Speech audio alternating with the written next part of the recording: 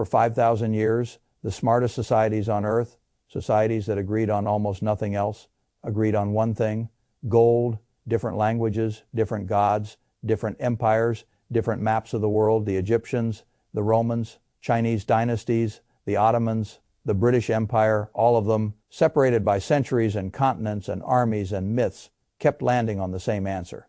Gold is money. Then, in historical terms, about 5 minutes ago, a group of governments got together and said something astonishing. Trust us. This paper is money now, and I want to begin there, because most people do not understand how radical that sentence really is. They were not tweaking a policy. They were not updating an accounting convention. They were not making some mild administrative improvement for the sake of convenience. They were severing the relationship between money and the one thing civilization after civilization had chosen, precisely because it could not be created by decree. That is what happened. And if you do not understand why that matters, then you do not really understand what happened to your savings, your purchasing power, your wages, your retirement, or the strange modern world in which governments somehow always find unlimited money for war, bailout, stimulus, rescue packages, market support, and sovereign theater. While ordinary people are told there is never quite enough for housing, health care, dignity, or relief from the quiet pressure of everyday life, that contradiction is not random. It is the whole story. So let me tell you how I think about gold, because most people begin in the wrong place. They begin by asking, should I buy gold? That is not the first question. The first question is much deeper. What is gold actually, not as a product, not as a trade, not as a line item in a portfolio? What is it? Because if you get that question wrong, every later conversation becomes confused. You will treat gold like a stock or like a commodity or like a speculative asset, and that is how you miss the point. Gold is not interesting because it is shiny. It is not interesting because it occasionally goes up in price and makes headlines. It is not interesting because people become emotional about inflation every few years and run to it as if they have just discovered fire. Gold matters because it reveals what money really is by forcing you to compare money to something that cannot simply be printed into existence. That is the function. That is why it matters. Years ago, a mentor of mine said something so short that it annoyed me at first. Follow what cannot, that was it. 5 words, follow what cannot be printed. But once you hear that sentence properly, it becomes very difficult to look at the world the same way again, because now every asset class starts reorganizing itself in your mind. Stocks, real estate, bonds, cash, Bitcoin, and gold. You start asking, which of these things depends on confidence in institutions, and which of these things exists prior to confidence in institutions? Which of these things can be manufactured politically, and which cannot? Which of these things is a claim on a system, and which of these things exposes the truth about the system? That is where gold lies. And before we go further, I want to deal with one of the simplest questions in all of monetary history. Out of all the elements in the periodic table, why did humanity pick gold? Was it random? Was it fashion? Was it some long-running aesthetic accident? Number not even close. Gold is almost perfectly suited to become money. It does not corrode. That matters more than people think. Iron rusts, copper tarnishes. Silver blackens, gold sits there with a kind of arrogant patience that borders on mockery. You can pull it out of a shipwreck after centuries underwater, and it still looks like itself. That is not a small property and something you expect civilization to trust across time. Then there is divisibility. You can melt it, cut it, mint it, hammer it, recast it, break it into coins, bars, dust, or jewelry, and it remains gold. The part carries the nature of the whole that matters in money. Then there is malleability. 1 ounce of gold can be hammered into an extraordinary sheet or drawn into impossibly thin form. It is workable, formable, useful as a medium, not merely an object. And then comes the decisive property. Scarcity, real scarcity, not marketing scarcity, not temporary scarcity, not corporate scarcity, not regulatory scarcity, natural scarcity. It cannot be printed. It cannot be voted into existence. It cannot be politically expanded to cover a war, a banking panic, a sovereign debt problem, or the emotional needs of an election cycle. You have to dig it out of the earth. That is the point. And the quantity is shockingly small. This is one of the numbers that should permanently reset how you think about the subject. All the gold ever mined in human history, every central bank bar, every pharaoh's ornament, every wedding ring, every coin, every forgotten hoard, Every vault, every piece of it, if you melted it all down into one cube, would fit inside roughly 3.5 Olympic swimming pools. That is it. 8 billion people, 5,000 years of civilization. And the total stock of the thing is so limited that physically it would barely dominate a sports complex that is scarcity. That is why the metal became civilization's anchor. Not because humans are sentimental fools, because the properties made sense. Now, I want to make a distinction that almost no one in mainstream finance explains properly because it ruins too many easy conversations. Gold is not an investment, not in the strict sense. That sentence makes gold fanatics angry and confuses ordinary investors. But it is true. An investment produces cash flow. A business produces earnings. A bond pays interest. A rental property yields rent. A productive farm yields crops. Even a great stock, when you strip away the mood swings of the market, represents a claim on future profits. Gold does none of that. It sits there. It does not pay you. It does not grow revenue. It does not reinvent its business model. It does not delight analysts with guidance. It does not send you a dividend check. So if it is not an investment, what is it? It is money, real money, a store of value, a measuring stick, a way to expose whether the thing you are calling money is actually preserving value or merely pretending to.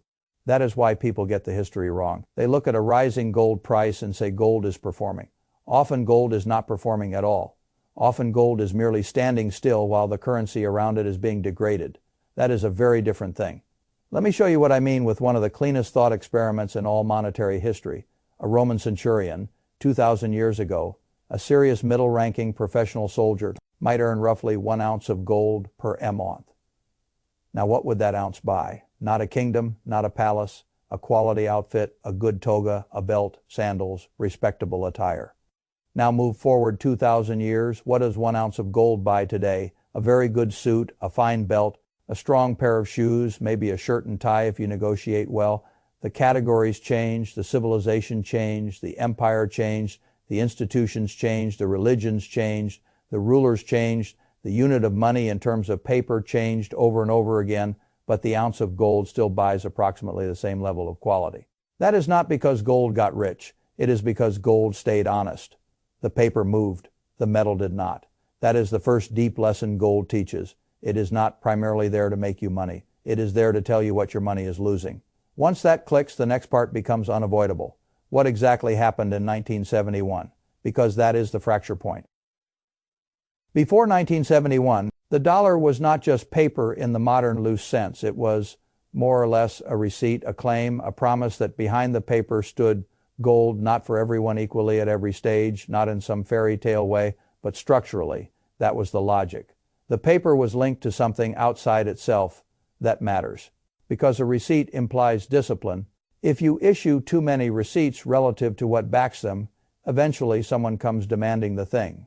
That is what discipline means in a monetary system. You are constrained by redemption. After World War II, that logic became formalized in Bretton Woods. The United States had emerged with enormous gold reserves. Much of the industrial world was broken or exhausted, so the world effectively said, fine, the dollar will be pegged to gold, and our currencies will be pegged to the dollar. Let's put as the architecture, the dollar was as good as gold, and because other currencies were linked to the dollar, the whole world was indirectly linked to gold. People today talk about Bretton Woods as if it were some dusty policy arrangement for historians. It was a global discipline mechanism. It was a promise that there remains something outside government desire, outside politician convenience, outside short-term spending appetite, anchoring the system. That is why the early post-war decades felt so stable in comparison. There were still business cycles, there were still political problems, there was still struggle and inequality and plenty of human mess, but the money had an anchor. And then the government wanted more than the anchor would allow. That is the eternal story. War costs money, social programs cost money, empires cost money, political ambition costs money, and under a true gold discipline, you cannot simply announce the money into being. You need more reserves or you need restraint. Restraint is the least popular policy in political history. So the system came face pressure. During the 1960s, the United States was spending aggressively Vietnam, domestic programs, a whole political order that wanted to promise and project far more than a metal-constrained system could comfortably sustain. Other countries noticed, and here is the part I love because it is almost theatrical enough to sound invented. France, under de Gaulle, looked at the flood of dollars and effectively said, "We do not fully trust that you have enough gold for all these claims. We would like ours." That is monetary history in one cold sentence. We would like ours. And France did not merely write a strongly worded note. They sent for the gold.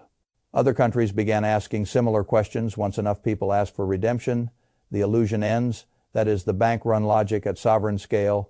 And on the 15th of August, 1971, Richard Nixon went on television and announced that the convertibility of the dollar into gold would be suspended.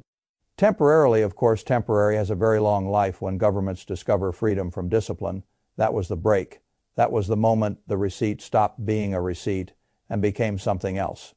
After that, the dollar was no longer redeemable in gold. It was backed by confidence, by law, by taxation, by military and political power, by the capacity of the state to compel acceptance, all of which are real forms of backing, but none of which behave like gold. Gold constrains, power improvises. That is the difference. People hear the phrase fiat currency, and it sounds technical and sterile. It is not. It means the money has value because authority says it has value. That is the architecture we now live inside. And once the anchor was gone, the drift began. That is what people do not understand.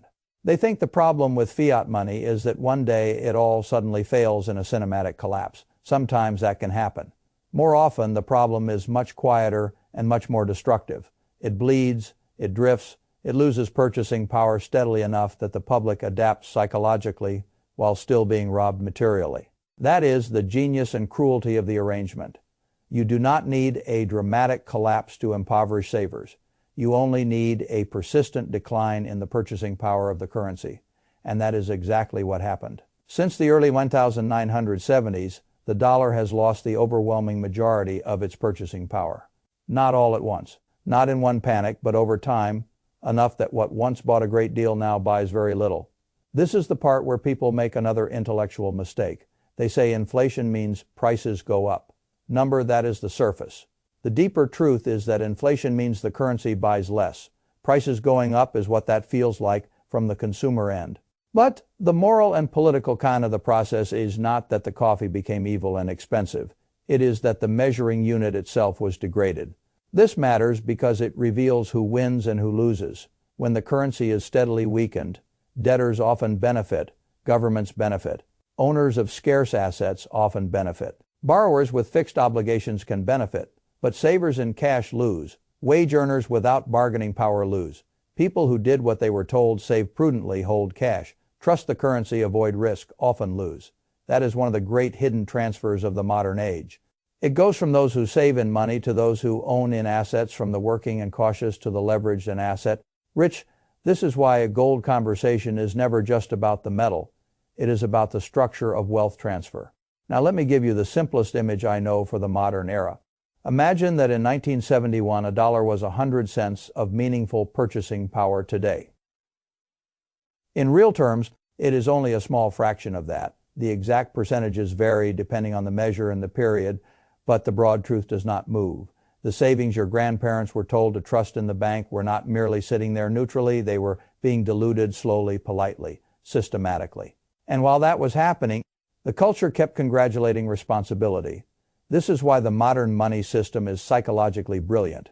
It asks ordinary people to behave prudently inside a framework designed to erode the value of prudence, unless prudence is converted into assets. That is why gold never truly left the story. It had to be denounced precisely because it remained a witness. Gold does not care about your ideology. It does not care whether the press conference was reassuring. It does not care if the central banker is charming. It does not care whether the political class has a short-term reason for telling a flattering story. It simply registers over long spans of time. Whether the currency is being debased, that is why gold is a liar detector. Now, at this point, a lot of people ask something fair. If the fiat system has survived for more than 50 years, perhaps this is all overblown. Perhaps gold people are simply nostalgic. Perhaps the modern world works well enough, and this is all romantic attachment to metallic discipline. Fine. Let us test that against behavior, not rhetoric. What are central banks doing right now? This is where the story becomes impossible to ignore. For decades, many officials mocked gold, barbarous relic, outdated, a pet rock, an asset for the paranoid, a thing with no yield, no sophistication, no role in modern enlightened finance, wonderful rhetoric. Now look at the behavior. Central banks around the world have been buying gold aggressively, not one or two eccentric governments. A broad range of them: Poland, China, India, Turkey, Brazil, Kazakhstan, and more. Why? Because rhetoric is for the public, reserve management is for survival. And survival produces honesty. Central banks can read balance sheets, they can read debt charts, they can see that the United States is carrying enormous and growing obligations, they can see that the world is fragmenting geopolitically. They can see that dollar dominance is still real but no longer unquestioned in the way it once was. And they can see something else that may be the most important of all. If your reserves are held in other people as liabilities, then politics can suddenly become your counterparty risk. That changed dramatically after the freezing of Russian reserves. You do not have to approve of Russia to understand the lesson every central bank on earth took from that event. The lesson was simple. If your wealth sits inside a dollar-centered system, under certain conditions, it can be frozen, sanctioned, constrained, or politically weaponized. Gold cannot be frozen in someone else's banking system if you own it physically in your own vault that matters. Sanctions risk is monetary education. Once powerful countries show that reserves can be weaponized, every other country starts asking how much of its own sovereignty is really sitting in assets controlled by potential rivals. Gold answers that question elegantly. It has no foreign policy. It cannot be printed by another government. It cannot be digitally frozen by an unfriendly Treasury Department if it is sitting in your own basement. That is why central banks are buying it. Not because they suddenly became sentimental about ancient history, because they understand power. The second reason is de-dollarization, or more precisely, the slow attempt by parts of the world to reduce dependence on the dollar system. I am not telling you the dollar disappears tomorrow. It does not need to for this logic to matter. A slow reduction in trust is enough. New reserve allocations are enough. Marginal portfolio changes by sovereign institutions are enough. You do not need collapse. You only need drift. Remember the newspaper analogy. Institutions do not usually vanish in one day. They weaken gradually, then suddenly become obviously weaker long after the early signals were available. That is how currencies lose status too. The third reason is debt. This one is brutally simple. If you're a reserve manager in another country, you can read the same debt trajectory everyone else can read. You can see trillion-dollar deficits piling up. You can see the political inability to restrain spending. You can see that every new emergency, real or theatrical, becomes another justification for another wave of issuance. And you can conclude very rationally that perhaps holding a bit more of the thing that survived every empire makes sense, just in case the 50-year paper experiment becomes more turbulent. That is not extremism, that is prudence. Now, I do not want to become a gold evangelist because that would be intellectually lazy in the other direction. Gold has risks, it has limitations. And if you do not understand those, then you are simply replacing one simplistic story with another. Holding cash feels safe in the short term, and for liquidity needs, some cash is necessary. But long-term cash is a guaranteed loser against a system designed to debase currency gradually. That is the risk of too much cash. Its danger is slow enough that people ignore it until decades have done their work. Ignoring the macro shift is another risk. You do not need to become a dollar collapse cultist to notice that the world is changing. Reserve patterns are changing, debt structures are changing, geopolitical trust is changing. A person who notices none of that is not stable. He is asleep. Then there is the risk of buying gold badly. This matters a great deal. Physical gold is not the same as a gold ETF. A gold ETF is not the same as a mining stock. A mining stock is not the same as a futures contract. These are different instruments with different risks, different degrees of counterparty exposure, different liquidity profiles, and different purposes. Physical gold is direct. It is the thing itself. It is no one else's liability. But it requires storage, security, and common sense. A gold ETF gives you price exposure with convenience and liquidity, but it also means you are back inside a financial structure. That may be perfectly acceptable depending on your purpose, but it is not the same thing. Gold miners can outperform gold dramatically when things go well, but they are businesses. They have management risk, jurisdiction risk, labor risk, energy risk, political risk, operational risk. They are not gold, they are leveraged corporate bets connected to gold. Those are very different animals. This is why I dislike simplistic portfolio talk. 5 to 15% gets thrown around a lot as a kind of rough allocation band among serious allocators, family offices, and institutions that want monetary insurance without turning their whole life into a referendum on one metal. That range makes sense to me as a conceptual starting point, not a commandment, not 50%, not zero, something rational size to the purpose, because that is what gold is best used for, not as a religion, as financial insurance, as portfolio ballast, as a signal, as the one asset in the room that does not depend on anyone. Promise to remain what it is. And yes, silver complicates the story further. Silver is both money, metal, and industrial input.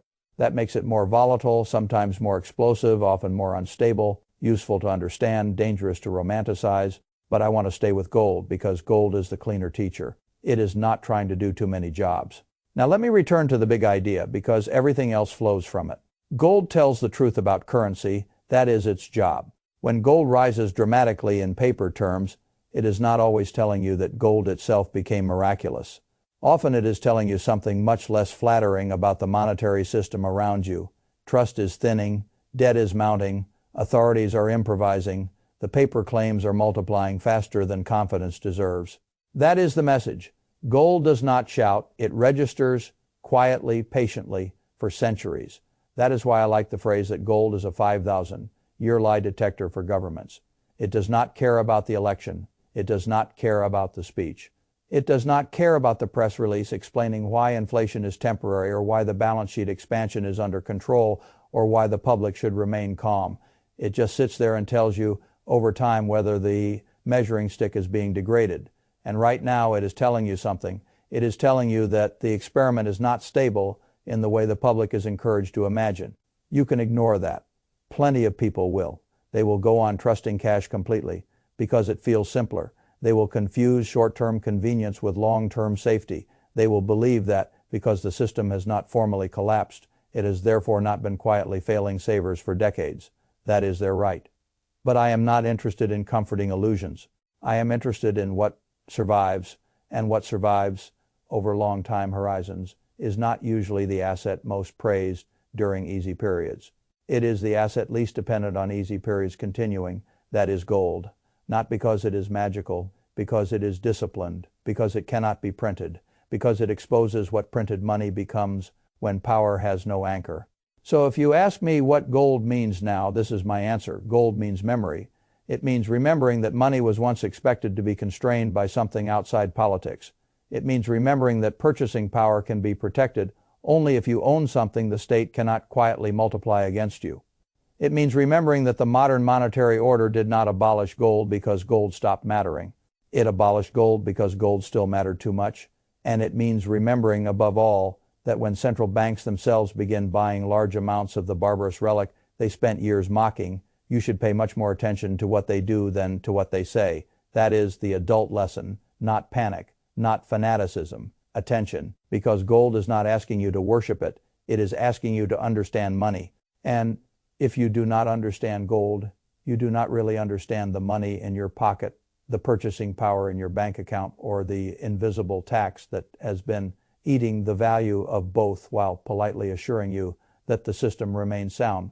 That is why this matters, not because gold will save you on its own, because ignorance will hurt you if you mistake paper promises for the same thing civilization after civilization understood money to be 5,000 years is a long jury. I would not dismiss its verdict lightly.